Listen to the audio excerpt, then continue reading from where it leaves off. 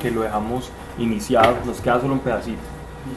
Y vamos a iniciar con el libro de Filipenses, que nunca lo hemos escudriñado y es muy valioso.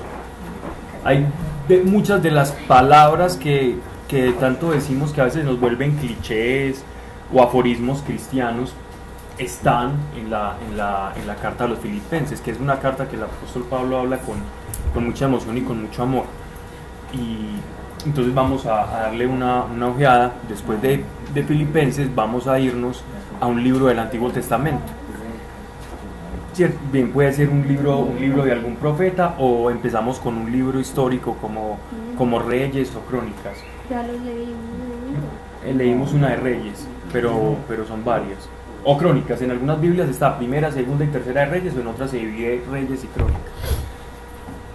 Entonces vamos a invitar a nuestro Señor acá para que esté con nosotros y no estemos recibiendo una mera información, que eso no nos interesa.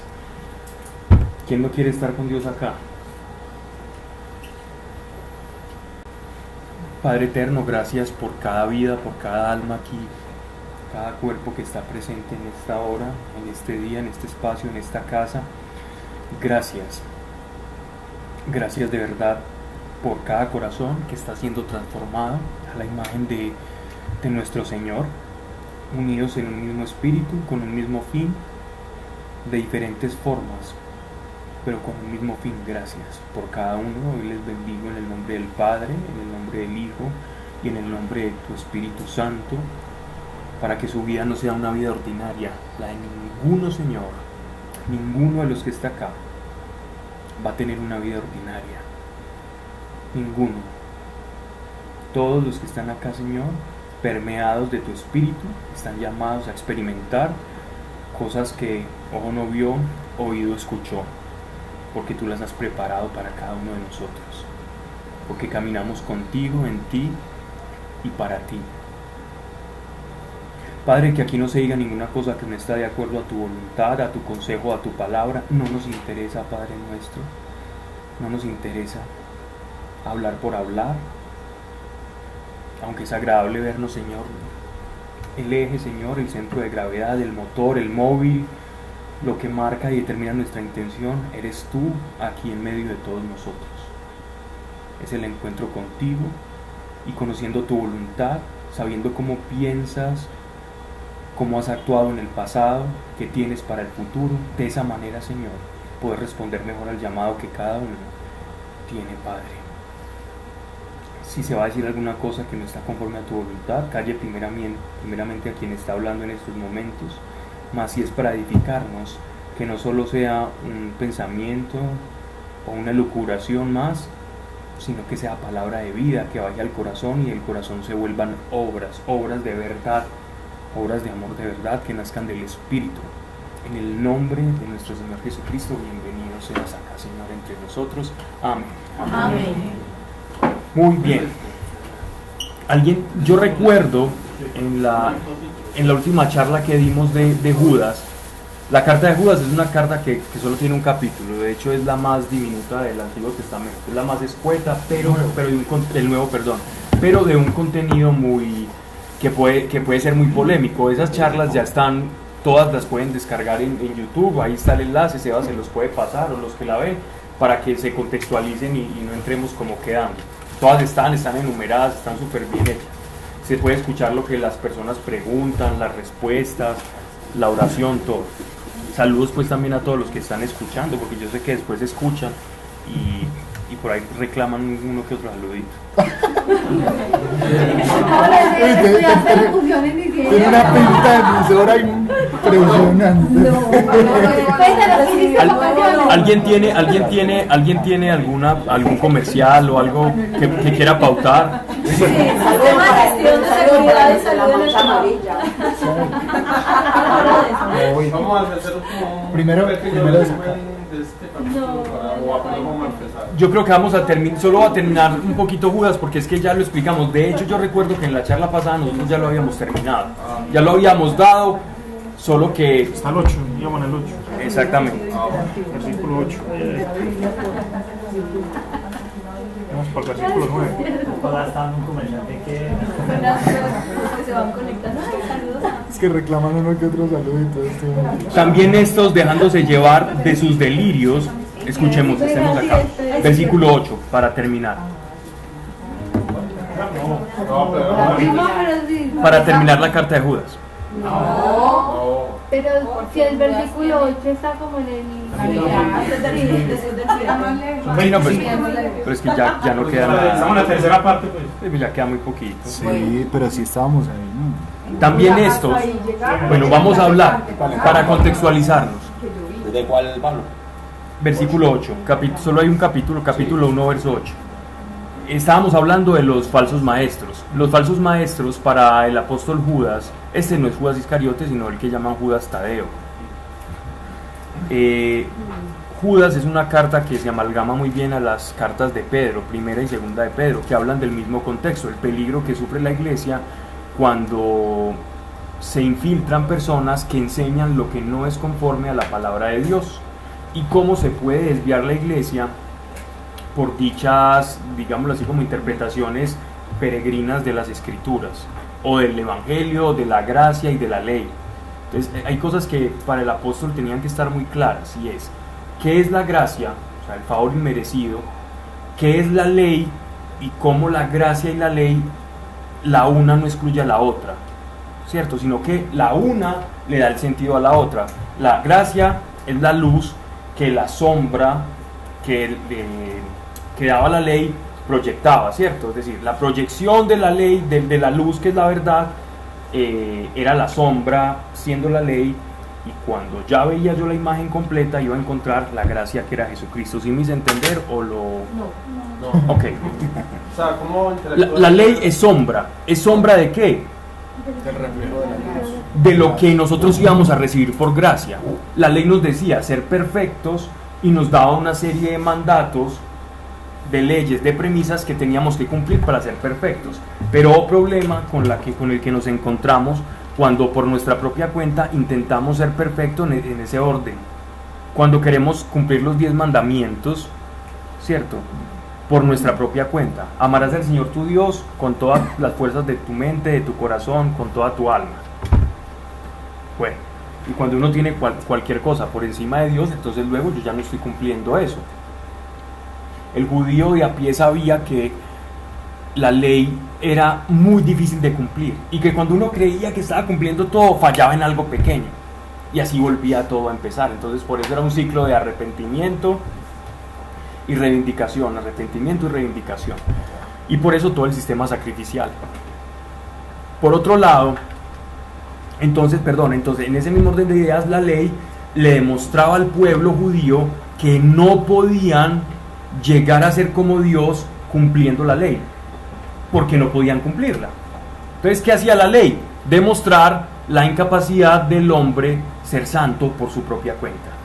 El propósito de la ley es mostrar que yo no puedo ser santo por mi propia cuenta, que necesito una intervención divina. Dios. Exacto.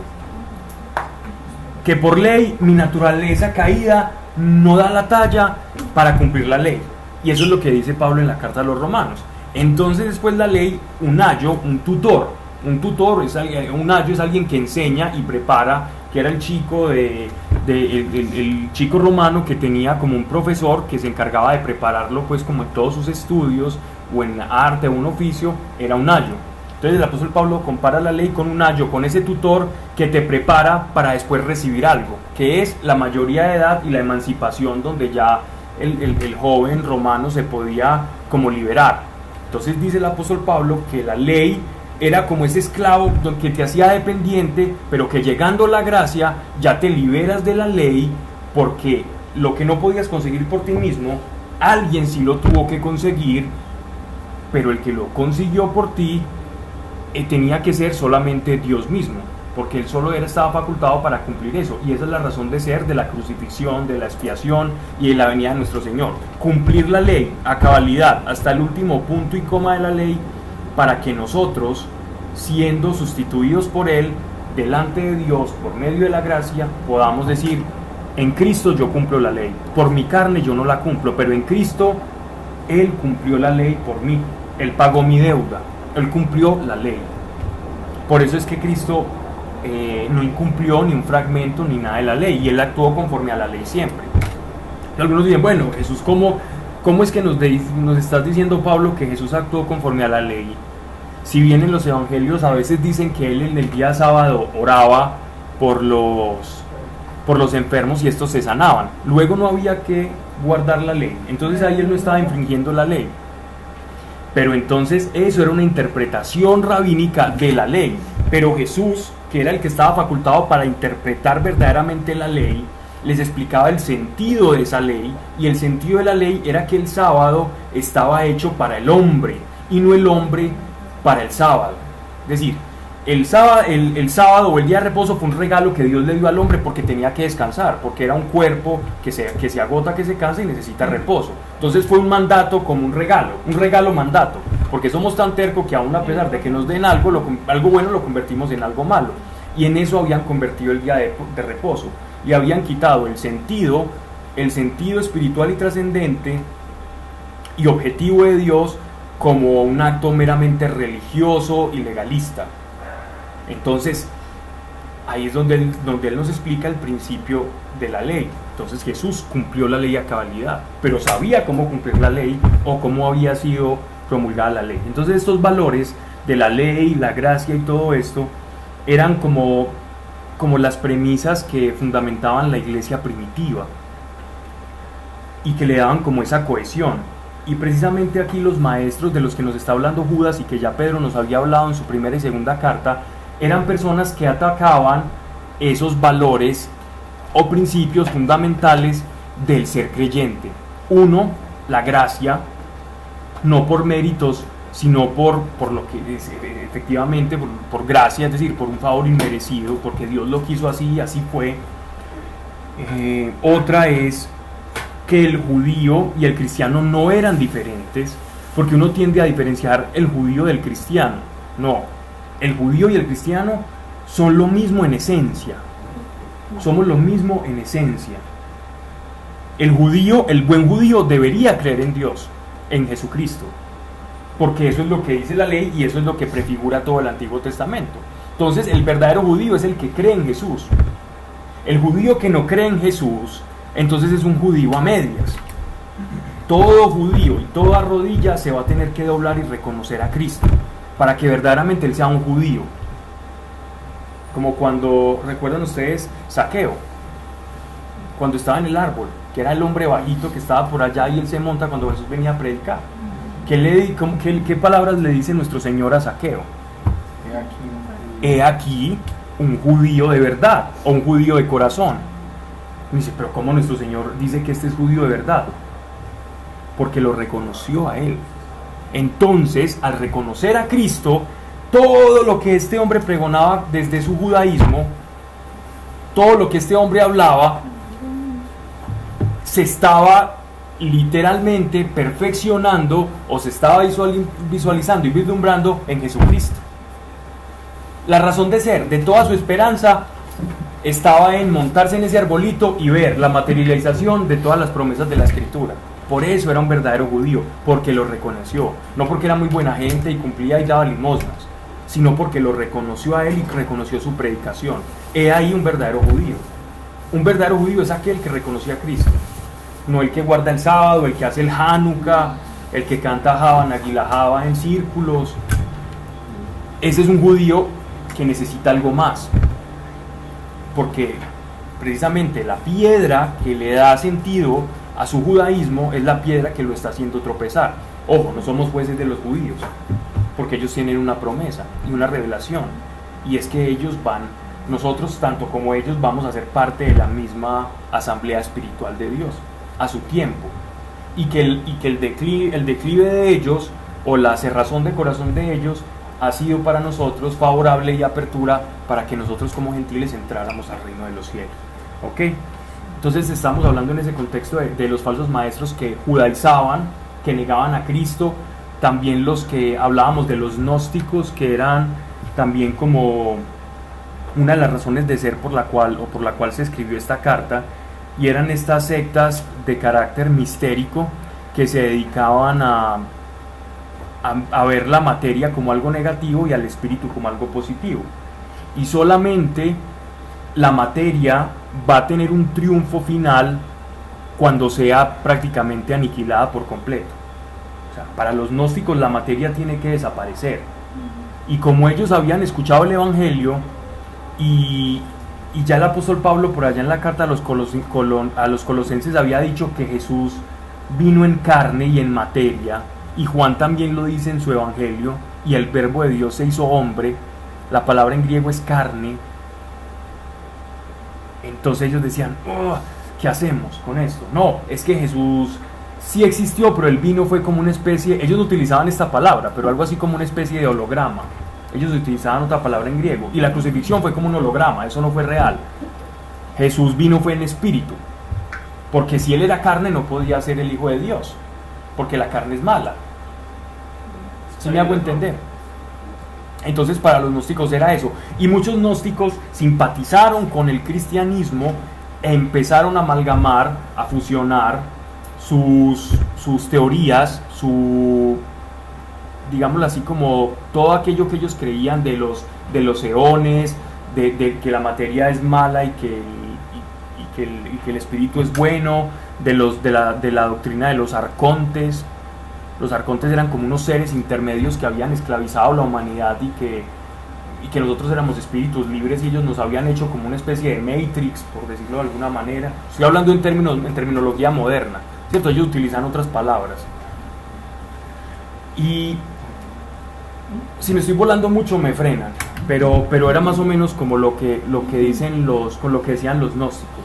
Por lo tanto, simpatizaron con la doctrina del cristianismo y se mezclaron entre ellos y empezaban en esas fusiones a falsear la verdadera doctrina de la fe, la santificación, la salvación, la crucifixión y todo. ¿Okay? Ahora, versículo 8, contextualizados ya. También estos, dejándose llevar de sus delirios, refiriéndose a aquellos maestros de los que estoy hablando, específicamente a aquellos gnósticos y judaizantes, manchan su carne, menosprecian la autoridad y blasfeman de las dignidades. Dignidades acá, entiéndase por las huestes celestiales, ¿cierto? Por los ángeles, por el mundo celestial, del cual ellos no conocen. Los gnósticos hablan de los arcontes, hablan de los seres de los planos intermedios, hablan del super yo y de una cantidad de cosas, del Dios verdadero, que los arcontes son dioses como malos.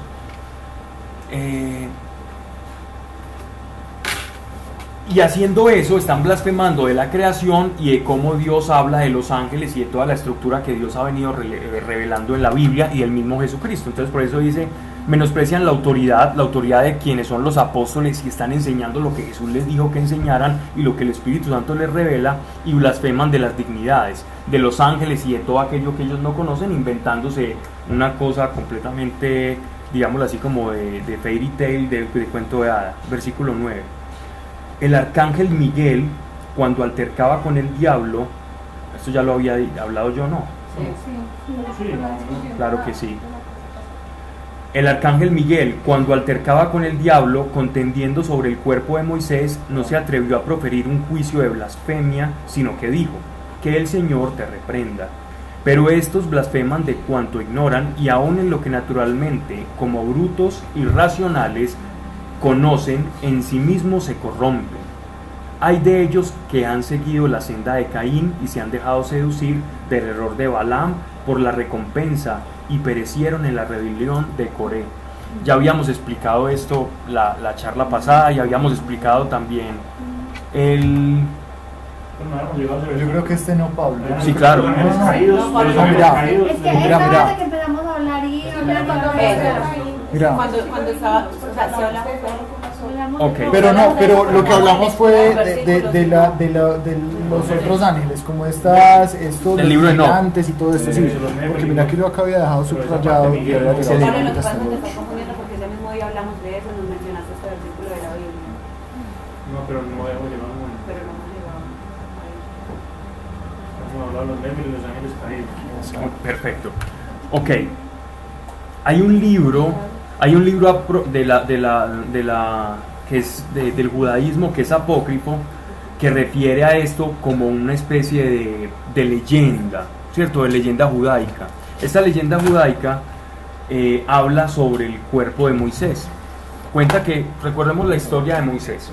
Vamos a recapitular.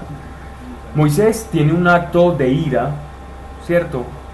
Y Dios le había dicho que si él golpeaba la piedra, de la piedra iba a salir agua cuando el pueblo necesitara agua.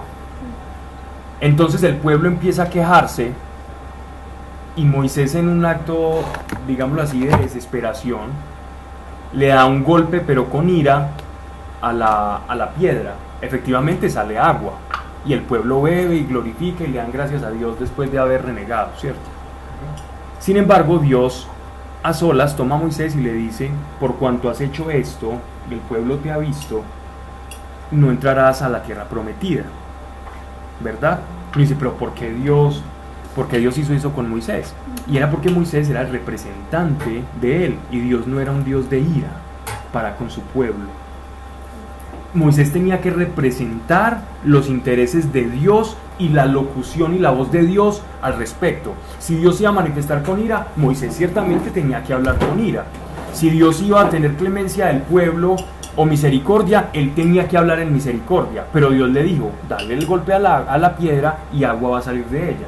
Moisés no siguió la misma intencionalidad del mensaje de Dios, sino que por lo contrario manifestó su estado emocional por encima de la benevolencia y la clemencia que Dios iba a manifestar para el pueblo. Por lo tanto, que como profeta no lo representó.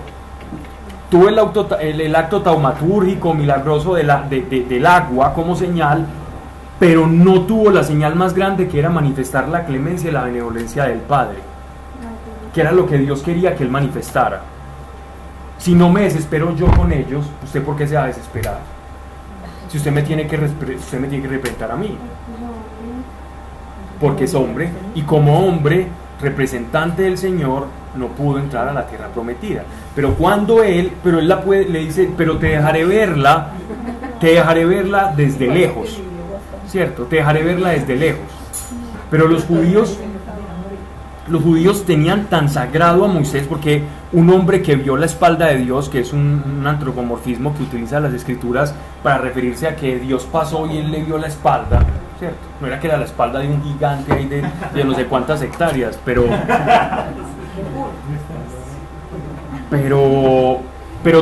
él tuvo una manifestación de la presencia de Dios muy fuerte, de lo que llaman los judíos el Shekinah.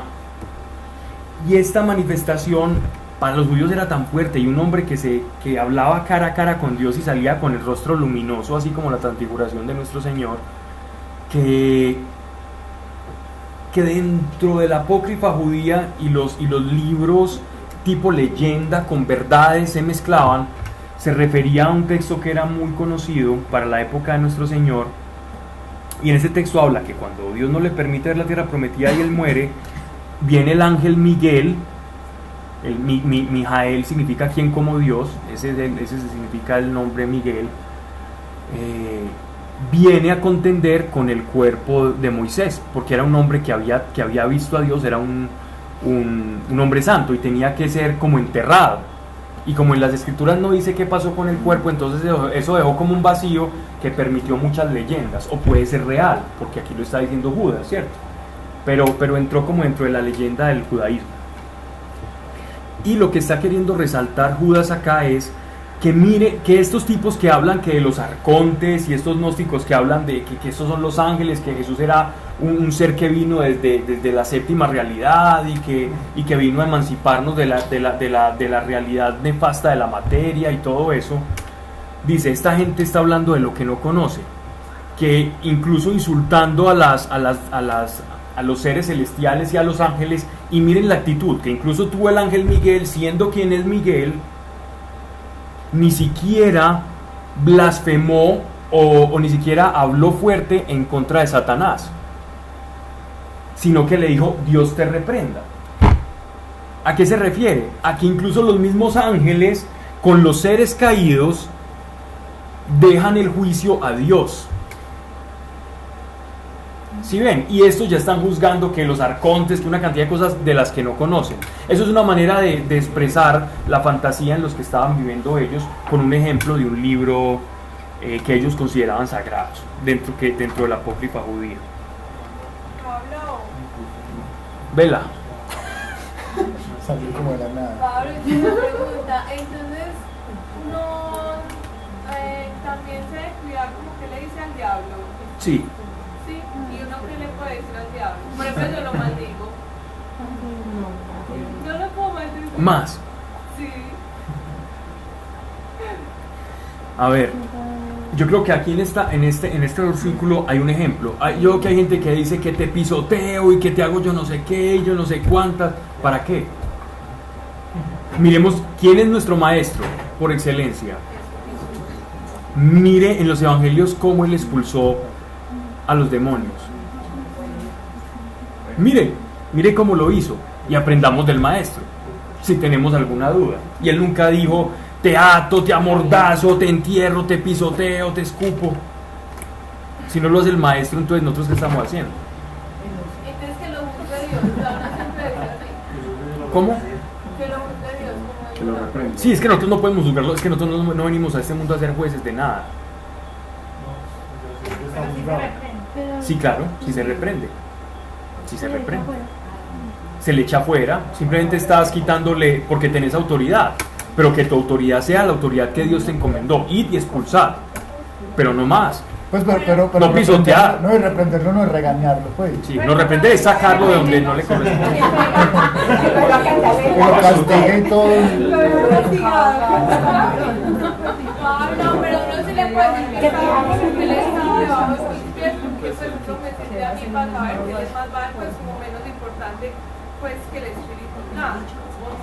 Mira, Pues porque no se está explicando. tú estudiaste en qué colegio estudiaste? En la Conchita Agudelo. ¿En dónde? San José de las Vegas. En Las Vegas. San José de Las Vegas. Si llegaba la rectora al salón, ¿qué pasaba? Entonces le queda fallado. Ajá. Cuando yo, en el colegio donde yo estudiaba, cada que llegaba el profesor, todos nos quedábamos callados y nos poníamos de pie, siempre. Cuando me pasé de colegio fui a las me reír, pero eso es otra historia. Y entonces, Sigue siendo las buenas. y los tiempos no cambian. Bien, entonces, ¿qué ocurría? Todos nos poníamos de pie cuando llegaba el profesor. Él no tenía que decir: soy el profesor y todos pónganse de pie. No, ya uno sabía que era el profesor. Si llegaba otro granuja, otro pelafustán, algún compañero, uno no se ponía de pie, uno seguía haciendo sus cosas, tirando papeles, molestando al otro, haciéndole bullying en el tablero al que le hacían bullying, y hacerlo normal. Ya te digo. Entonces, necesitas vindicar una realidad, la tienes que saber. ¿Cierto? Y tengo otro ejemplo también con el ejército, con los hospitales.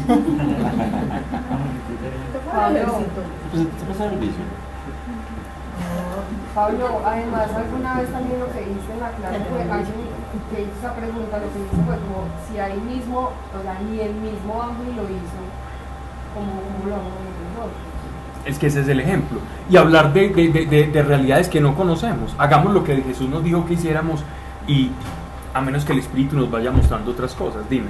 Pablo, pero le está recordando eso, o sea, yo siento que a veces cuando uno hace pues como toda la parafernalia de estar diciendo te reprendo en el nombre de Jesús, o sea, es como si nosotros mismos no creyéramos la realidad, porque realmente Él ya está derrotado, y Jesús incluso nos da la potestad de echar fuera demonios, por ejemplo, y Él decía: todas las mayores harán en mi nombre. Sí. Entonces, simplemente es como no, o sea, si ya eres el campeón, ¿para qué volver a pelear si ya, o sea, si ya estás... Exactamente, es un problema de identidad, de creerte lo que sos. Y recordemos que el primer ataque que Satanás hizo al ser humano, al hombre, fue sobre su identidad. Y aún sigue siendo su as bajo la manga. Cuando a ti te atacan tu identidad, es cuando te ponen a tambalear. Por eso tenemos que estar firmes en saber lo que somos. Todas las cartas, en su mayoría, y epístolas que hay en el Nuevo Testamento generalmente empiezan diciendo santos, comprados, amados, carísimos. Eso es lo que son ustedes. Lea, cuando usted lee eso le están hablando a usted. Si usted se lo tiene que repetir, hágalo, porque eso fortalece su identidad. Generalmente cuando nos dicen cosas malas de nosotros nos duelen más que cuando, o nos afectan más que cuando nos dicen cosas buenas. ¿No les ha pasado? Seguramente no. Cuando nos dicen algo malo sobre nosotros nos dejan pensando siempre y dándole vueltas. Nos dicen algo bueno, sí, uno se ríe un ratico, se sonrojará, pero generalmente cuando nos dicen algo malo nos queda patinando. Siempre sigue siendo nuestro talón de Aquiles, nuestra identidad. Cuando usted es algo y le dicen lo que sea, usted no le afecta porque usted sabe lo que es.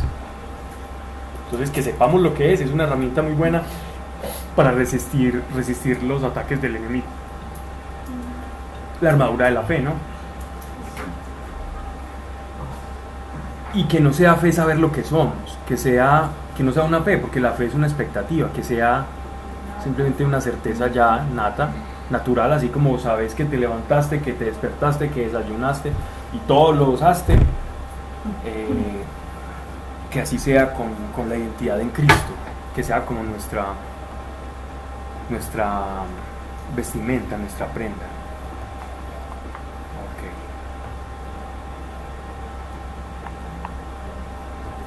Dice, pero estos blasfeman de cuanto ignoran. Que ignoran todo ese mundo espiritual del que hablan, pero que no conocen ni han visto, sino que están repitiendo lo que escucharon en su escuela gnóstica o de misterios.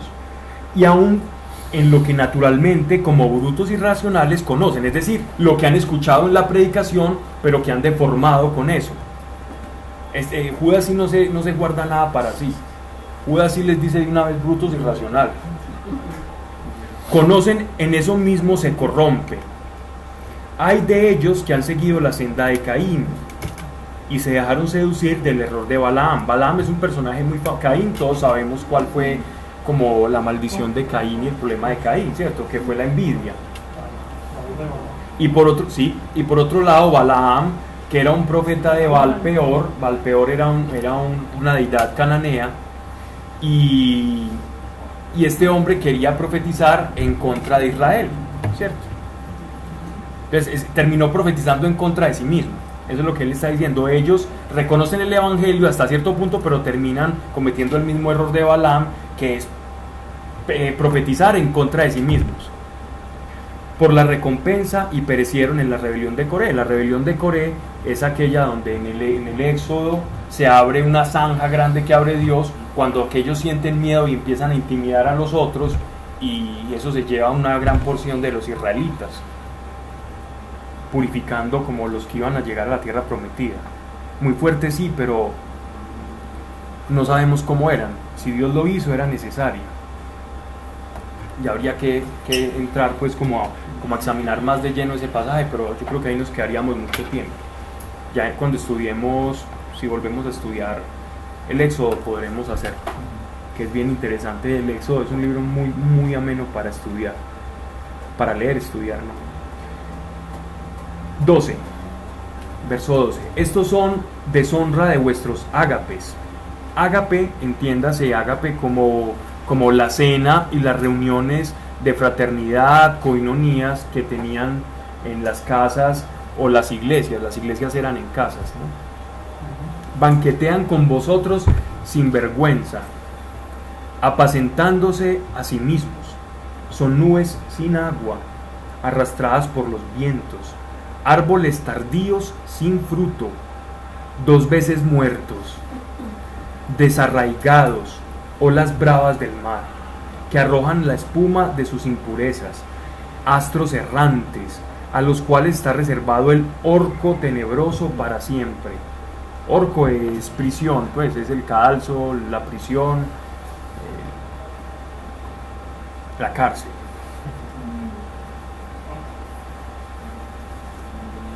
No son los orcos de la mitología tolkiana. Te has demorado.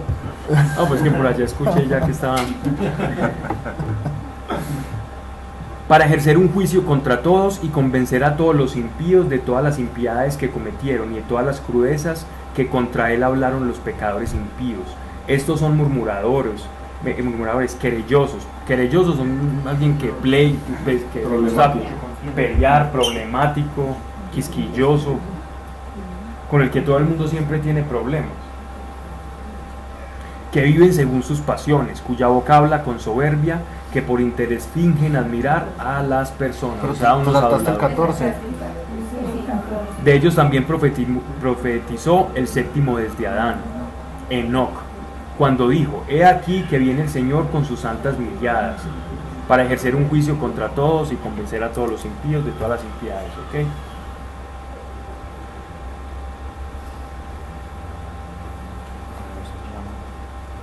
Aquí hay varias frases excesivamente fuertes. Una es doblemente muertos, que es una expresión supremamente fuerte. Y es doblemente muertos porque no tuvieron la salvación, porque no la comprendieron.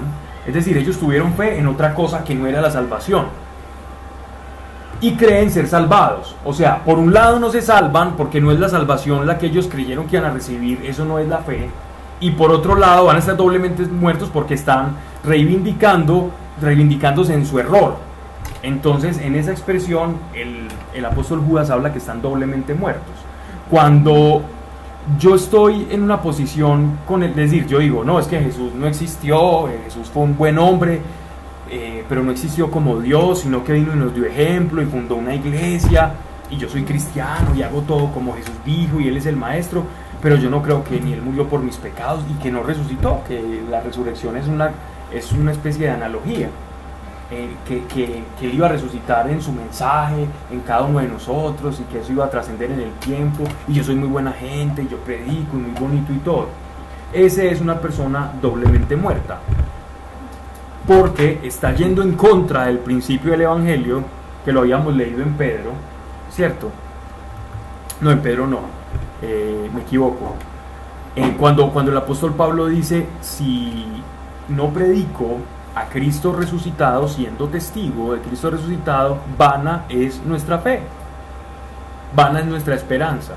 Si no predicamos a Cristo resucitado, la fe en otro es una estupidez, es un cuento de hadas, es un cuento chino, no tiene sentido.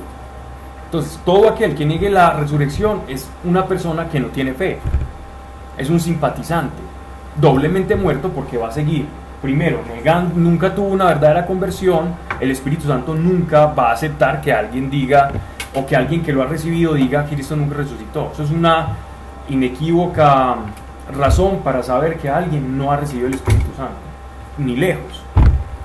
Y doblemente muerto porque va a seguir reivindicándose en su error. Entonces no va a tener como esa oportunidad. Por otro lado, también dice algo muy fuerte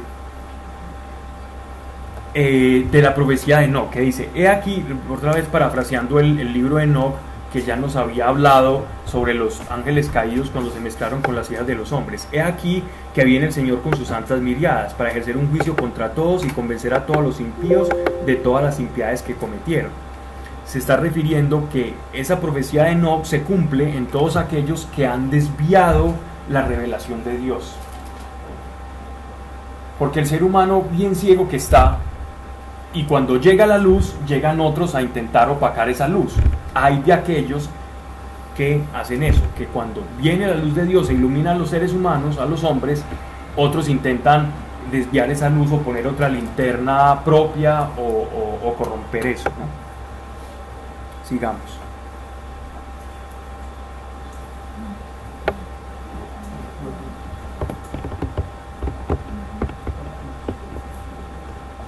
Pero vosotros, carísimos, refiriéndose a ustedes y a nosotros, pues a todos nosotros, ninguno de nosotros somos de esos anteriores, pero vosotros, carísimos, carísimos es una expresión muy tierna de entrañable afecto, acordados de lo predicho por los apóstoles de nuestro Señor Jesucristo. Ellos os decían que a lo último del tiempo habrían mofadores, burladores, que se irían tras sus propios e impíos deseos, Estos son los que fomentan las discordias, hombres, animales sin espíritu. Hombres, animales sin espíritu. Dejemos eso ahí para tratarlo Pablo, otro día. ¿por qué no aparece acá espíritu con E mayúscula? ¿No es en referencia al espíritu? No, ese es el humano. ¿Sí? Sí. Pero eso vamos a tratarlo en otro pasaje, bueno, quizás en un seminario que hablemos de ese tema y ahondemos. Pero se está refiriendo es que ya están tan corrompidos que prácticamente son como animales. ¿Recuerdan cómo empieza el libro de los Romanos? En el capítulo 1, verso 6, cuando estudiábamos Romanos o leíamos, hablaba, o 1 versículo 3, del 3 al 6, cuando el hombre cauteriza su conciencia de tal forma que ya los pecados más atroces es como algo cultural. Cuando yo ya no siento ni siquiera remordimiento. Y a eso el apóstol Pablo le llama personas sin afecto natural. ¿Qué es el afecto natural? Es el que yo siento por mi abuela, por mi mamá, por mis primos, por los más cercanos y más adeptos a mí. Por los de primer grado de consanguinidad, para ponerlo en términos jurídicos. Que es natural, ¿cierto? Que es una devoción natural. Se ve a las personas que más criminales le quieren, o los sicarios de más baja calaña le quieren construir el techito a la cuchita, a la mamá, todo para mi mamá. El futbolista más faltero siempre le celebra el gol con la mamá. Pero es eso es afecto natural, que yo puedo ser el más descarriado, pero hombre, le expreso amor a mi mamá o a mis hijos. Y dice que ya llega la conciencia tan cauterizada, como cuando en la época del apóstol Pablo, ¿sabe cómo se cauterizaba? Con hierro candente. Alguien tenía algún problema, se está desangrando, caliente y hágale. Y el dolor era terrible, entonces los emborrachaban, les daban vino, les ponían un trapo en la boca y queme la herida. Y esa era una manera como de cauterizar. Entonces ya tienen tanto callo en ese corazón que ya no reconocen la conciencia del bien y del mal.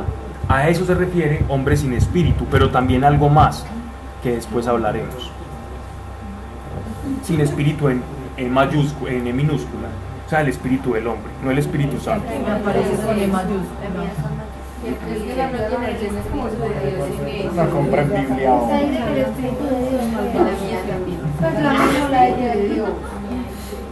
Hombres animales sin espíritu.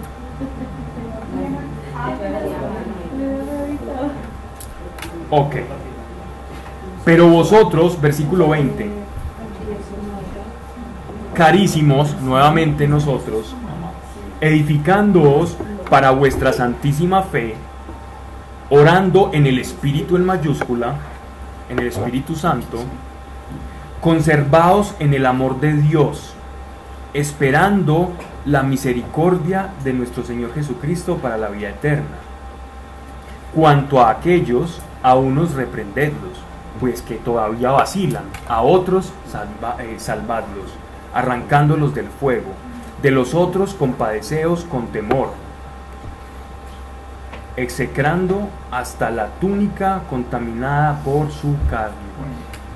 Está hablando de 3 categorías de corrupción que pueden llegar dentro de la iglesia, ¿cierto?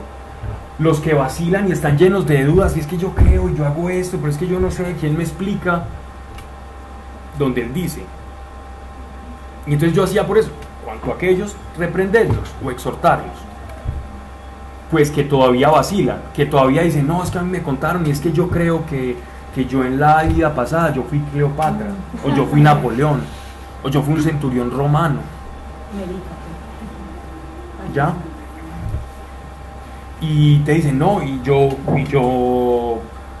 están leyendo el horóscopo y después se van y rezan, ¿cierto? O cosas de ese estilo. Esa es la persona que vacila, ¿no? O que mezcla, o que mezcla una cantidad de cosas.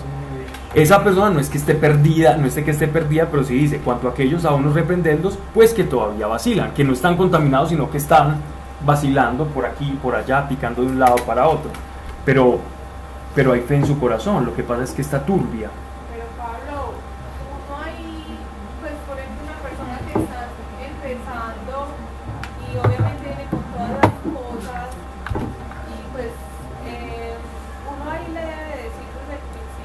Muy buena pregunta, Mari. Mira, recuerda que cuando empezamos la carta de Judas, comenzamos diciendo que esta era una iglesia que ya tenía un tiempo establecida, ¿cierto? Que era una iglesia de gente ya madura. Por lo tanto, él está hablando a creyentes maduros que están teniendo que se está presentando estos vicios dentro de esa iglesia o esa comunidad romana. Entonces se supone que le está hablando a gente madura que se ha corrompido, no le está hablando al neófito. Esta carta no es para neófitos, para personas que están empezando, no lo salen corriendo, porque no entenderían. Esta carta es para personas que ya tienen un cimiento en la fe. Igual cuando llegan a ese tipo de dudas, la persona la va descubriendo si siguen ahí, ¿no? Pues, Igual, claro, Pablo, y eso nos pasa a todos. Dios va poniendo como la revelación, ¿cierto? Ajá. Pues, La revelación es progresiva a cada uno en el caminar de la fe. sí, porque a mí me parece que también llegar como, no, venga, pues ya ellos se escandalizaban. Sí, claro. Por eso Les hice el falta. hincapié, claro. Por eso hicimos el hincapié que la carta era para una iglesia madura. Y ahora también una cosa es que uno tenga una duda, otra cosa muy distinta es que uno Esté enseñando. esté practicando eso o enseñando eso. Sí, O si te preguntan, uno hay así de la verdad. sí, claro, porque el que pregunta es porque no sabe o quiere saber. Ahora, si usted pregunta para reivindicarse o combatir y poner su opinión por encima del otro, entonces ya usted está preguntando con una doble intención. Con la intención de imponerse o imponer lo que usted piensa. que también está mal. Claro. Bien, pues no es correcto. Dice, edificando vuestra antigua fe, orando en el Espíritu Santo, conservados en el amor de Dios, esperando la misericordia de nuestro Señor Jesucristo para la vida eterna. Cuanto a aquellos, a unos reprenderlos, pues que todavía vacilan. El primer grado de contaminación. Segundo, a otros salvadlos, arrancándolos del fuego. Es decir, los que den una muestra de que hay fe en su corazón o de que pueden vacilar en algo, predique a como dé lugar, no le dé miedo, no le dé temor, arránquelos del fuego. De los otros compadeceos con temor, es decir, ni riesgos, como yo no quiero estar allá, y mucho menos porque ya están vindicándose y enseñando y dicen, no, es que ustedes son así, ustedes están equivocados, es que Jesús no resucitó, y empiezan dando sus argumentos. Con esos corra con temor. Ténganle miedo al que puede acabar con el alma y no el cuerpo, perdón, no le teman al que puede acabar con el cuerpo, sino al que acaba el alma. Eran palabras de nuestro Señor. Este tipo de personas acaban el alma, no el cuerpo. Y a los últimos dice, execrando hasta la túnica contaminada por su carne, es decir, apártense completamente de ellos, apártenlos, abandónenlos, porque ellos ya se abandonaron en lo que predicaban. Esta es una fuerte... Ustedes saben que el Evangelio de Juan, que es el último de los evangelios sinópticos,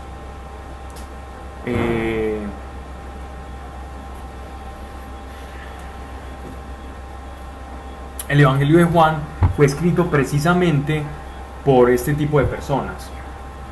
Lo que motivó a Juan, sabemos que fue el Espíritu Santo, pero la razón por la cual el Espíritu Santo dio el Evangelio de Juan escrito tal cual como está, es por los gnósticos y por las sectas y las falsas doctrinas que de Jesucristo ya se habían levantado por allá por el año 90 después de su resurrección.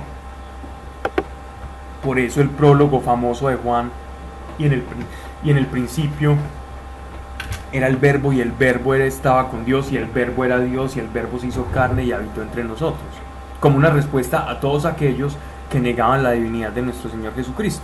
Y Pablo no se quedó atrás y también nos dio la carta a los Colosenses, donde existe el famoso himno cristológico, donde prácticamente está esbozado en un cántico todo lo que es nuestro Señor en esencia, en materia y en espíritu. Es muy bonito. La carta a los Colosenses es un poema completo.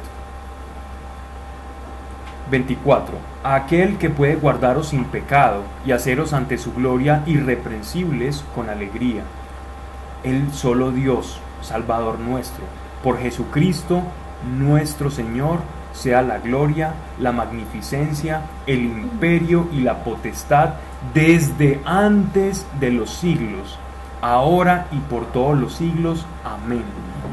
Esta fue una doxología, o sea, una oración que hace Judas, como sellando a los falsos maestros y diciéndoles quién es Jesucristo o por qué es Jesucristo. Dice, por Jesucristo nuestro Señor, en ese mayúscula, nuestro Adonai, o sea, nuestro Dios, sea la gloria, la magnificencia, el imperio y la potestad desde antes de los siglos. ¿Por qué dice o hace hincapié en desde antes de los siglos? Porque está diciendo que Jesucristo no es criatura. Jesús no es una criatura.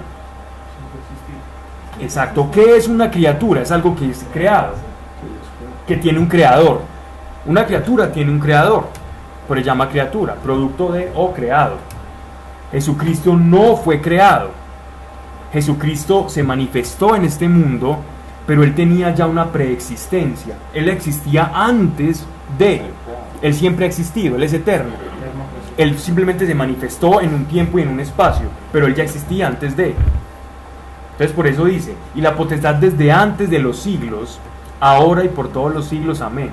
Es decir, en el eterno continuo presente de Dios mismo. En los atributos de Dios por excelencia, que es la eternidad y la perfección, dándoselos a Jesucristo, para que todos estos gnósticos con esta oración terminaran de una vez diciendo, ah, no, nosotros no creemos en eso, y se salieran por el peso de su propia oración. Tremendo eso, ¿no? Bien, queda un poco como de resumen de Judas, y es una carta que es fuerte, que aquí la leímos ya porque quedó interrumpida con este casi mes, o mes, ¿cierto? Mes.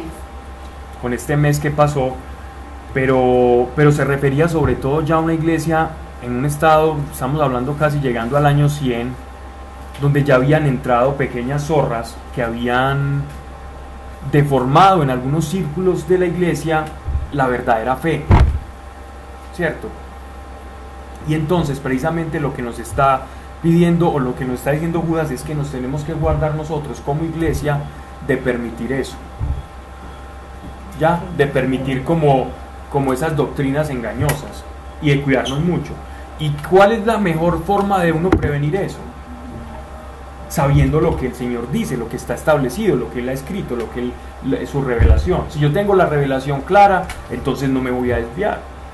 Si yo no la tengo claro y leo más otras cosas que la misma revelación, entonces yo me empiezo a ir casi que por inercia, porque por el oír es que viene la fe, y lo que yo estoy escuchando, viendo y oyendo me va formateando el pensamiento, y a mí me gustaría formatearme pero con lo que dice Dios, porque es la verdad y no con cosas o elucubraciones ajenas, ¿ya?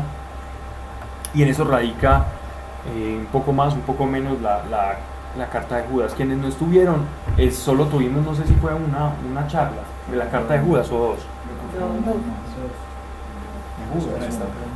Bueno, si son, no son más de dos. No, lo que pasa es que la anterior fue la carta de Pedro. La empatamos. Y se parecen mucho. Es que se parecen mucho. Pueden estarse confundiendo. Entonces los invito a que leamos lo pasado y va a tener completo sentido y se va a enriquecer más con lo que hablamos hoy. Ahora, si les parece, vámonos a la carta de los Filipenses. Vámonos a Filipos, 55 años 55 después de Cristo, cuando Filipos era una ciudad, una población, colonia romana.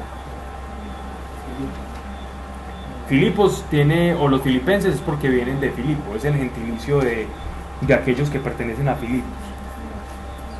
Filipos era una ciudad macedonia o griega, si lo quieren llamar así también. Yo lo busco por acá. Filipenses era una ciudad griega, macedonia, que fue fundada por Filipo II, rey macedonio, y en honor a su nombre pues se quedó así, y los romanos le dejaron más o menos ese mismo nombre y la nombraron colonia 165 años antes de Cristo.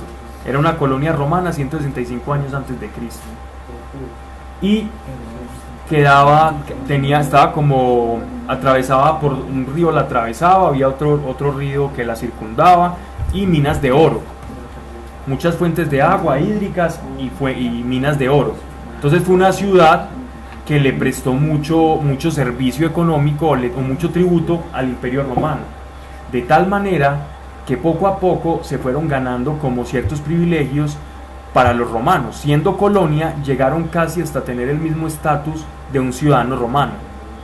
En la época, digámoslo así, pre y postcristiana, o sea, 50 años, incluso mucho antes, hasta 70 años después, 100 años después, la ciudadanía romana era casi como un tesoro, era como un símbolo de abolengo que tenía la persona.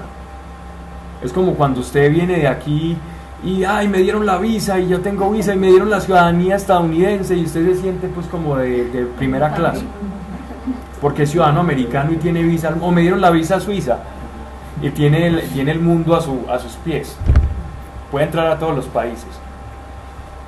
Es más o menos como eso y mucho más grande, porque el ciudadano romano, el imperio romano era una cosa impresionante, de vasta, y los privilegios que tenías por ser ciudadano romano era que ni siquiera te podían aplicar ciertas penas.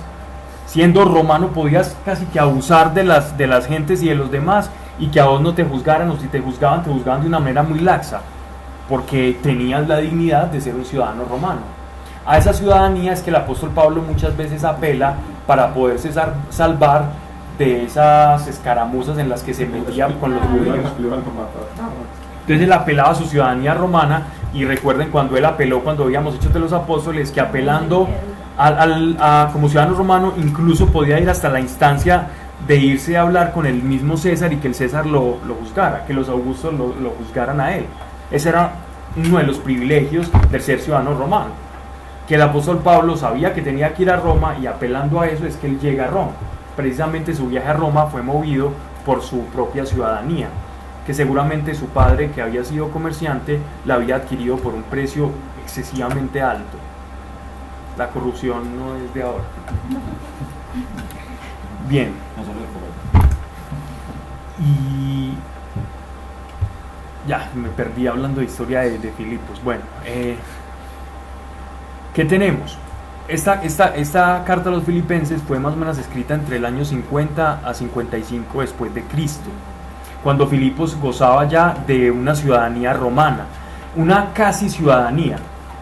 ¿Cómo le llaman a los que están, por ejemplo, en Estados Unidos y no son ciudadanos, son residentes? Digamos que ellos tenían más o menos como una especie de residencia romana, tenían ciertas facultades, no es ciudadano, pero les daba como para alardear. A los demás pueblos griegos y gentiles de la periferia, ellos les daba como un poco les enorgullecía eso. Entonces, ¿por qué les estoy contando esto? Porque va a tener un poquito de sentido a la medida que vamos leyendo la carta. El apóstol Pablo va echando ciertas, no le llamo pullas, pero sí ciertas suspicacias, refiriéndose a la ciudadanía no romana, sino a la ciudadanía de Dios. Entonces él apela a la ciudadanía de Dios, que eso es lo que a ellos los debe enorgullecer, y no la ciudadanía romana. Ya. Ok. Esta carta fue en el segundo viaje que él tuvo. Por eso cuando uno lee Hechos de los Apóstoles y después lee el Nuevo Testamento, todo como que se colorea. Dice: Pablo y Timoteo, siervos de Jesucristo. ¿Recuerdan quién era Timoteo, cierto?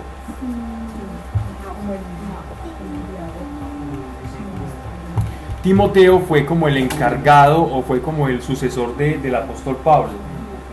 Sabemos que era joven con respecto a la edad del apóstol Pablo, no sabemos qué edad tenía, pero que era joven, sí. Por otro lado, esto ya es en el segundo viaje de Pablo, cuando él iba con Timoteo a evangelizar allá a Macedonia. Esto se da en un contexto que van a recordar en Hechos de los Apóstoles. Recuerdan que una vez Pablo tuvo una visión de un hombre que se estaba ahogando y que lo llamaba: ven, ven, y que necesitaba ayuda, que era un macedonio, o sea, un griego. Que Pablo iba a ir para otro lado, pero entonces ahí toma camino a Grecia, se embarca y va camino a Filipos.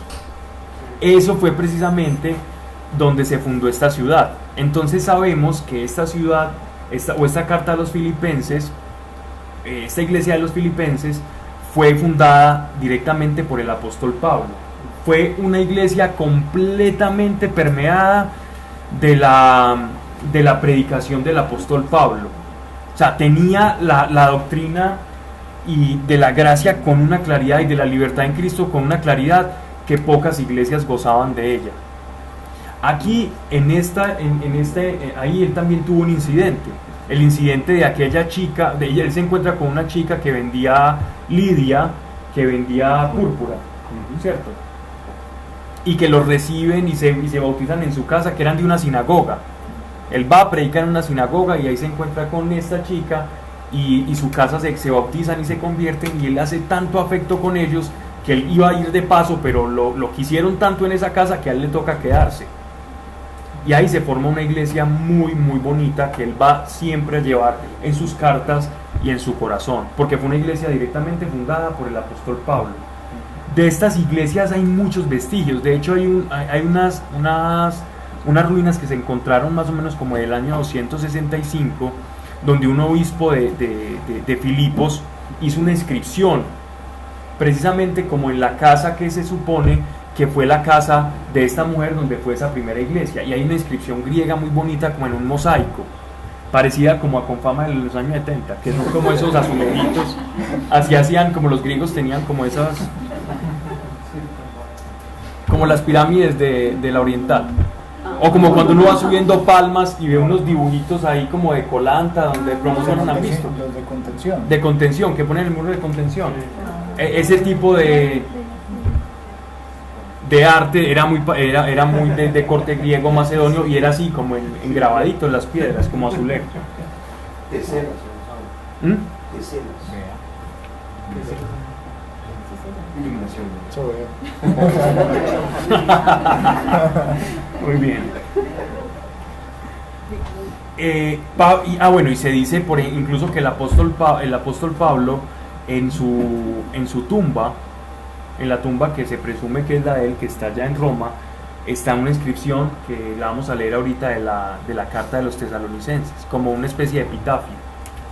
Pablo y Timoteo, siervos de Jesucristo, a todos los santos en Cristo Jesús que están en Filipos. Nótese pues esta salutación tan bonita. Pablo y Timoteo, siervos de Jesucristo, a todos los santos en Cristo Jesús que están en Filipos. ¿En qué diferencia esta carta o esta salutación, empezando aquí simplemente, de la mayoría de cartas? ¿En qué notan ustedes la diferencia? Los que han estado mucho como ya leyendo. Sí. Ajá. Sí, en esa parte sí, porque ya con Timoteo en un segundo viaje, en que no defiende su apostolado. ¿Y por qué no lo tiene que defender? Porque lo fundó esa iglesia. ¿Y qué van a dudar de él si él la fundó y ellos vieron todos los milagros y todo lo que Dios hacía y cómo predicaban y la claridad de su evangelio? No tenía que defenderse de nada. O sea que era una iglesia donde él se sentía como en su casa. No sentía que estaba edificando en terreno extraño o ajeno, o que habían judaizantes, nada. Todo empezó desde cero, predicando y edificándose a través de la doctrina de la gracia. Pablo y Timoteo, siervo de Jesucristo, a todos los santos en Cristo Jesús que están en Filipos. Se presume que todos somos un cuerpo y somos santificados porque Él es santo. ¿Santos nosotros por nuestra propia cuenta? No, en Él sí. Que están en Filipos con los obispos y diáconos. Primera vez que se utiliza aquí la palabra obispo, no diácono, ¿cierto? Aquí la expresión obispo no se utiliza digámoslo así, como en el término que se utiliza en la carta a los Corintios, ¿cierto? O en la carta a Timoteo. Aquí obispo es, en el griego temprano que Pablo escribe esto, es como alguien que administra, es como un administrador. Es un administrador. ¿Cómo un administrador? Sí, podría ser el esposo de esta mujer Lidia, que organizaba los viajes, las colectas, cuando el apóstol Pablo iba a venir, cuando Timoteo organizaba los alojamientos, disponía de la casa, hacía como toda esa función como ejecutiva, operativa. A ese se le llamaba el obispo.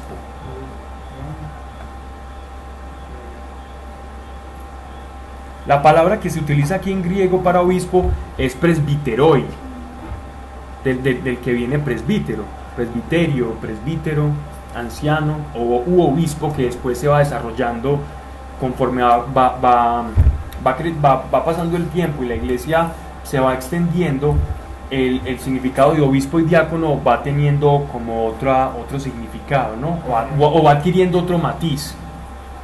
Y por otro lado está la palabra diácono, que viene del griego diakonoi, que significa alguien como que atiende o asiste, y también que predica, que atiende, asiste y predica.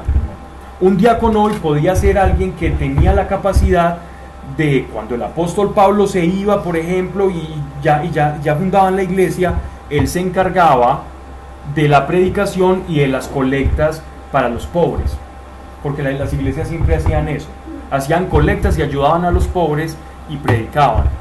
Entonces aquí el diácono podía ser un predicador itinerante que también ayudaba en las colectas y tenía ciertas funciones administrativas, pero también de palabra.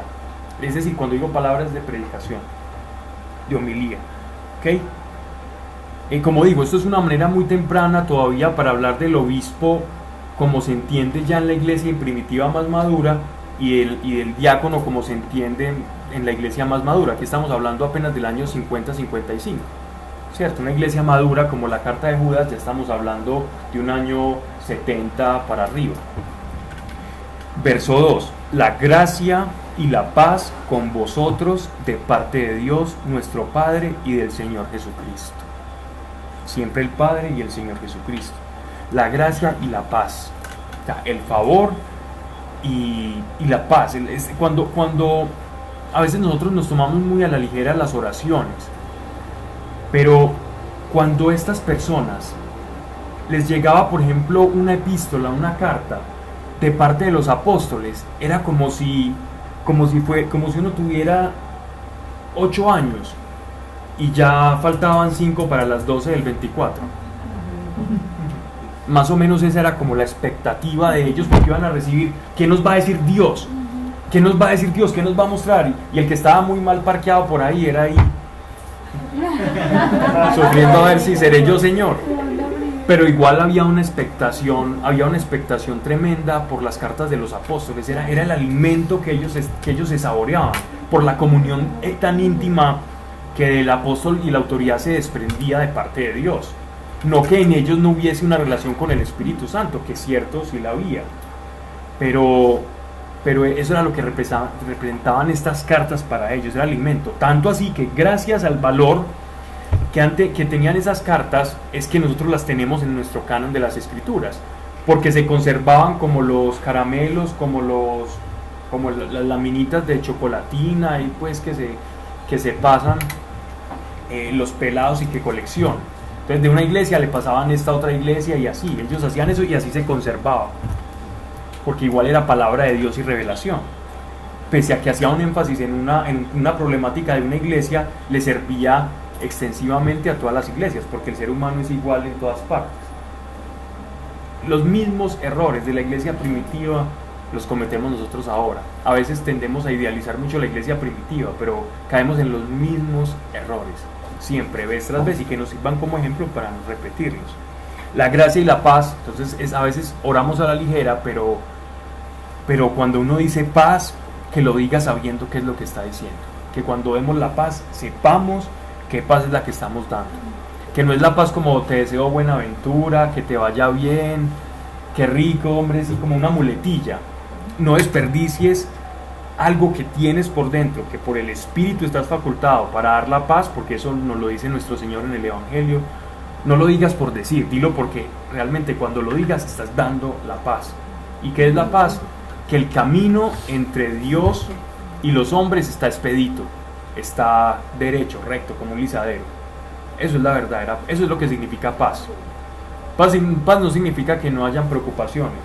La paz que Él está dando es, mire, el camino entre Dios y usted está libre. Hay un puente, hable con Él que está libre. Y le estás deseando esa libertad de camino y lo estás proclamando y lo estás profetizando. ¿Ok? Que la gracia y la paz con vosotros de parte de Dios nuestro Padre y el Señor Jesucristo, que son el Hijo es el que intercede por nosotros en el trono como sumo sacerdote, y el Padre pues es el que recibe nuestras peticiones. Todos podemos interceder y ahí hay cierta calidad de intercesores, ¿cierto? Pero Él es el intercesor. Tiene una coinonía, es una reunión, ¿okay? Significa la koinonía es comunión, es la traducción o lo que nosotros traducimos como comunión, es estar unidos en un solo espíritu. Comunión es estar unidos en un solo espíritu. Común unión, comunión es común unión, algo que nos une a todos alrededor de eso, algo que todos tenemos en común, y eso que todos tenemos en común es lo que nos une, es lo que nos une. Exactamente. Dice, a causa de vuestra comunión en el Evangelio, desde el primer día hasta ahora. Es decir, que Pablo, cuando en el año 55, cuando está escribiendo esta carta del 50 al 55, ha notado que ellos permanecen de la misma manera en que cuando él predicó hasta la fecha, permanecen firmes en esa fe y en esa gracia. Entonces él le está dando gracias a Dios por eso, porque han estado en la misma comunión y no se han dejado torcer por ningún lado, ni por judaizantes, ni por gnósticos, ni por paganos, etcétera, etcétera. Cierto de que el que comenzó en vosotros, y aquí va una de las frases que utilizamos mucho y que están en las promesitas y que le salen a uno a cada rato, cierto de que el que comenzó en vosotros la buena obra la llevará a cabo hasta el día de Cristo Jesús. Miren el énfasis, miren cómo está poniéndole como una especie de exclamación positiva. Cierto de que el que comenzó en vosotros la buena obra la llevará a cabo hasta el día de Cristo Jesús. ¿Por qué les dice esto? Porque es normal para todos nosotros que en nuestra vida, en nuestro caminar, en este peregrinaje por esta tierra, sintamos a veces abatimiento por circunstancias o por esperar cosas que de pronto no se han dado. No estoy hablando solo de cosas exteriores, sino también cambios internos que yo quiero dar un viro en mi vida y no lo haya podido dar, pero ¿por qué llevo como patinando en esto y yo lo quiero dar? Todo ese tipo de cosas que Dios conoce. Entonces el apóstol Pablo trae de parte del Señor una palabra de aliento para los filipenses, para todos aquellos que, aunque estén firmes en la fe, sientan algo de corazón abatido, y es cierto del que comenzó en vosotros la buena obra la llevará a cabo hasta el día de Cristo Jesús. Es decir, que nosotros nos podemos detener, pero Dios no se detiene. Eso fue el título de un seminario que dimos hace como 3 años. Y creo que utilizamos esta palabra. ¿Ok? O sea, Dios no se detiene, nosotros nos detenemos, pero Él siempre está actuando. Aquel que ha recibido el Espíritu Santo tenga la garantía y la plena certeza, como una promesa de Dios, que Él está obrando dentro de nosotros y que no se detiene. Así es justo que sienta de todos vosotros, pues os llevo en el corazón.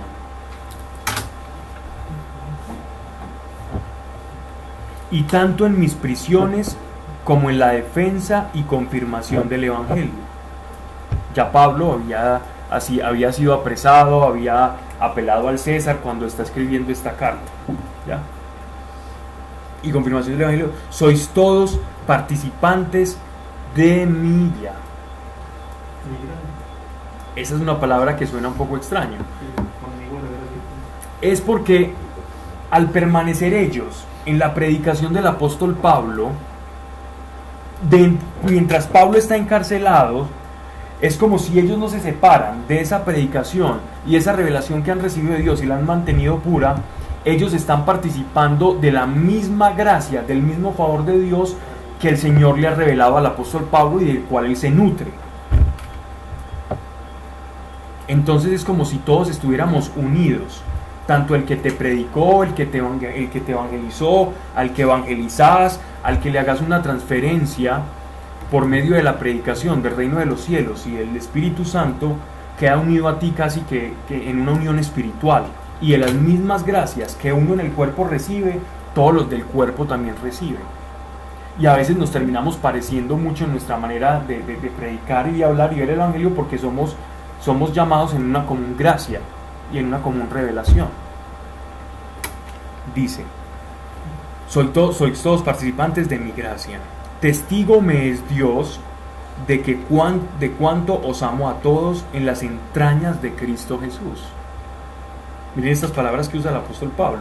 Cuánto los amo, no dice en sus entrañas, sino en las entrañas de Cristo Jesús. El sentir de Pablo no es un sentir o una emoción humana. El amor que Pablo profesa por los filipenses no es una emoción que proviene del afecto natural, sino que es una emoción del Espíritu. Como él está unido a Cristo, Cristo está unido a él vive en Cristo, Cristo vive en él, y él tiene esa conciencia, hiperconciencia de su identidad y su realidad como cristiano y como apóstol.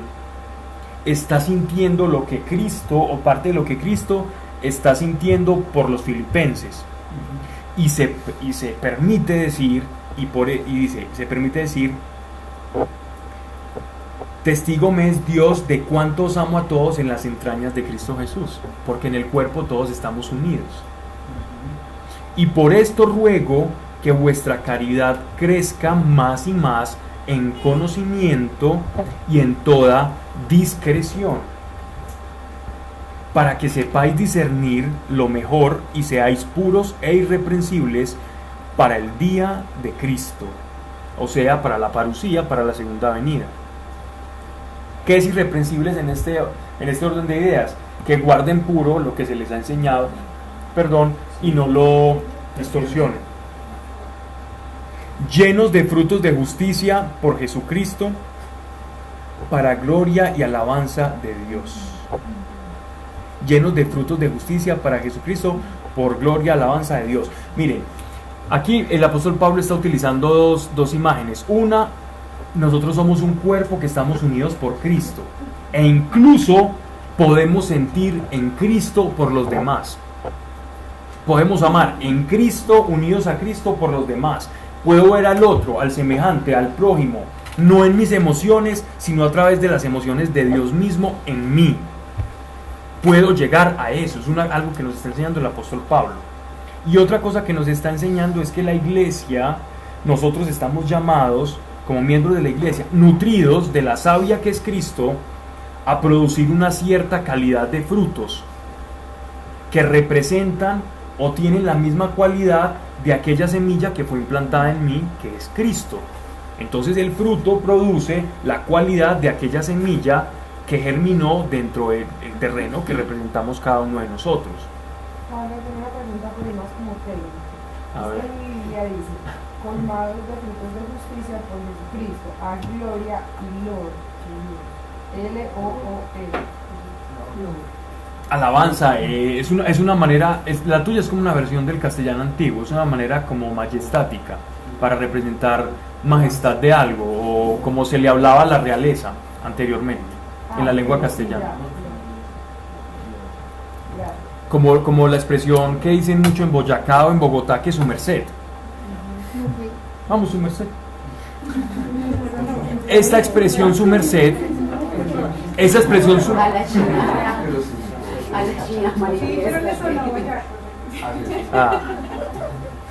Esta expresión su merced, en verdad se ha utilizado para hablar de las personas del campo, pero ojo, que es una expresión muy bonita, porque esa era una expresión del español arcaico que en las personas del campo se quedó guardada, y las de la ciudad se creyeron de mejor familia y la dejaron de utilizar, pero era una expresión que se utilizaba para su majestad o sus majestades, y se utilizaba en plural, sus majestades, se le utilizaba a la persona que ostentaba una dignidad, y que se guarda desde la época de la colonia. O sea, es un español bien hablado, lo que pasa es que ahora ya lo van trastocando. ¿Cierto, Andrea? Sí. Sí, su merced. Mercedes. Sí, su merced. Preguntadito. Bien, dice: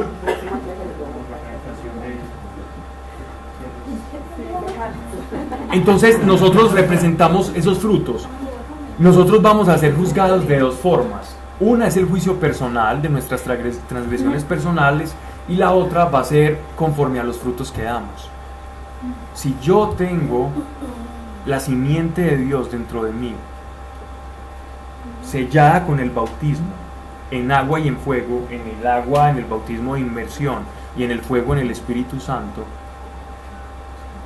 yo tengo que ser un árbol que dé frutos. Tengo que dar frutos. ¿Cuáles son esos frutos? Las obras de misericordia, la predicación, el llamado a la salvación, el extender el reino. Porque ¿qué hace un fruto? El fruto tiene que caer y dar una semilla. Y esa semilla tiene que hacer que crezca otro árbol. Esos son los frutos. Esos somos nosotros. Regamos el Evangelio es la semilla, crece en los tierros y la parábola del sembrador. ¿Okay? El lenguaje agrícola que el Señor utiliza, pero que le viene muy bien como al Evangelio. Quizás si Jesús hubiera llegado en esta época, usaría que analogías de física cuántica. No, el lenguaje agrícola está como versículo 12.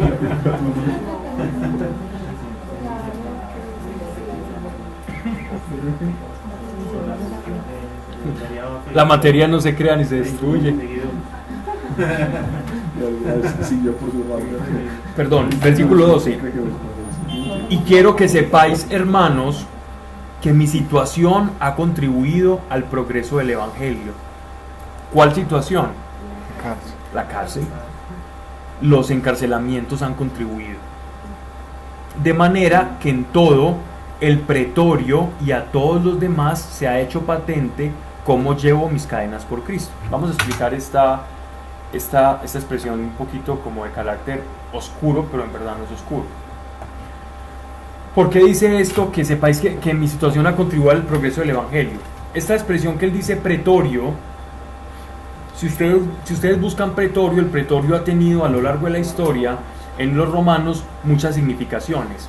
Pero si uno se va a ver en el griego la palabra, o en el latín la palabra pretorio, del derecho romano, contextualizándonos a la época de Pablo, era como una especie de batallón militar, como de guarnición, ¿cierto? Y en esa guarnición habían centinelas que se cambiaban constantemente, que tenían unos horarios, ¿cierto? Como unos soldados supernumerarios que iban cambiando y tenían como su cronograma. Pablo llevaba tanto tiempo encarcelado que se había pasado a todo el pretorio, es decir, todos los soldados mientras lo vigilaban se ponían a conversar con él. Y conversando con él hubieron muchas conversiones y se extendía el mensaje de Pablo. Y hacía eco en todos por lo de las guardias. Entonces por eso él dice, y quiero que sepáis, hermanos, que mi situación ha contribuido al progreso del Evangelio. Es decir, ustedes no crean que porque estoy en la cárcel se ha detenido el Evangelio, todo lo contrario. De manera que en todo el pretorio, toda esa guarnición militar romana, y a todos los demás se ha hecho patente cómo llevo mis cadenas por Cristo. Y la mayor parte de los hermanos, alentados en el Señor por mis cadenas, sienten más ánimos para hablar sin temor la palabra de Dios. Es decir, si el apóstol Pablo lo hace, y lo hace con tal dignidad y tal gallardía, entonces nosotros ¿por qué tememos? Si tenemos el mismo espíritu de Cristo que el apóstol Pablo, que nos acobarda. Entonces no solamente anima a quienes lo visitan y donde él escribía las cartas, sino que también se extiende a través de todos los vigilantes, todos los centinelas que iban haciendo una rotación. Versículo 15. ¿Sí? No te preocupes. Bueno, que también confirmaba pues que estaba pues por el camino correcto, porque yo digo que el discípulo no es más que su maestro. Total, y ahorita lo va a decir, ahorita lo dice en la misma carta. La gomita hay que masticar mucho.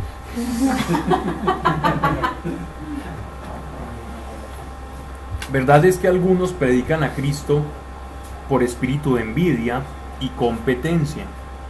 Verdad es que algunos predican a Cristo por espíritu de envidia y competencia. Hay que hurgar un poco para saber a quién se está refiriendo Pablo acá. Vamos a intentar ver quiénes son estos posibles personajes que están predicando por envidia dentro del contexto de las cartas de Pablo. Otros lo hacen con buena intención, o sea que ambos están predicando a Cristo, pero cambia la intención. Yo puedo predicar un buen evangelio con mala intención. Yo puedo decir aquí una serie de verdades, pero con mala intención. Verdad, dice, lo hacen con buena intención. Estos por caridad, sabiendo que estoy puesto para la defensa del evangelio. Aquellos por competencia predican a Cristo. no con santa intención, pensando añadir tribulación a mis cadenas. Pensando añadir tribulación a mis cadenas. Esto es bien curioso. Aquí uno más o menos puede identificar, no con 100% de certeza, pero más o menos uno podría ver, de acuerdo a estas palabras, que aquellas personas eran predicadores cristianos o creyentes, conversos, pero judaizantes. Es decir, que predicaban a Cristo, la resurrección y la muerte, pero que judaizaban. Entonces, judaizando, competían con la intención, no con la buena intención del evangelio, pero estaban predicando el evangelio, que Cristo murió y todo eso, era una buena doctrina, pero que judaizaban y apocaban o mancillaban la gracia que le había sido dada a Pablo para predicar. Entonces, por eso él está diciendo que por competencia, para competir diciendo, Pablo está encarcelado, nosotros estamos libres para poder predicar y quitar el exceso de la gracia que está predicando el apóstol Pablo. Él está ya en cadenas, demostrando que su evangelio está en cadenas y que está muy exageradito con lo de la gracia, y nosotros vamos a tener la vía libre para predicar y judaizar, y para privilegiar la ley por sobre la gracia, o por lo menos no darle lugar a la gracia que Dios había revelado al apóstol Pablo como predicador de la gracia y a los gentiles. Entonces, por eso dice, pero ¿qué importa? Dice el apóstol Pablo. De cualquier manera, sea hipócrita. ¿A quiénes les dice hipócritas el apóstol Pablo en la carta a los Gálatas? ¿A los qué? ¿Quién habló? A los judaizantes. Entonces va uno como atando cabos, ¿cierto? Sea sinceramente que Cristo sea anunciado, yo me alegro de ello y me alegraré. Sea sinceramente que Cristo sea anunciado, yo me alegro de ello y me alegraré. Porque sé que esto, y ya con este versículo termino, sé que esto redundará en ventaja para mí, en ventaja mía por vuestras oraciones y por la donación del Espíritu de Jesucristo, según mi constante esperanza de que en nada quedaré confundido. Antes, con entera libertad, como siempre, también ahora Cristo será glorificado en mi cuerpo, o por vida o por muerte. Dejemos en esta frase del versículo 20 porque tiene un grado de profundidad muy bonito, y de lo que significa glorificar por vida o por muerte. Eso lo dice después. Ajá. Y esas son las palabras del epitafio que está en Roma en estos momentos, de donde se considera que están los restos o quedaron los restos de Pablo. Bien, entonces ya son las 9:30. Vamos a orar. Con eso empezamos y terminamos casi que el primer capítulo de Filipenses. Padre, yo te doy gracias por cada persona que ha escuchado, Señor, que tus palabras lleguen a un nivel más profundo que el entendimiento, Señor, que lleguen a lo profundo de la conciencia de quienes nos escuchan aquí, ahora, presentes, y los que están, Señor, por estos medios. También les bendecimos a cada uno, Señor, que escucha y que abre su corazón para que tu palabra entre y transforme su vida, Señor. Y nunca, cada palabra nunca llegue vacía. Señor, llévanos en paz, con la paz de verdad, tu paz para cada uno de nosotros, y que podamos tener acceso y sentirnos libres, con acceso libre, con todas las libertades, a hablarte y experimentarte y manifestar una vida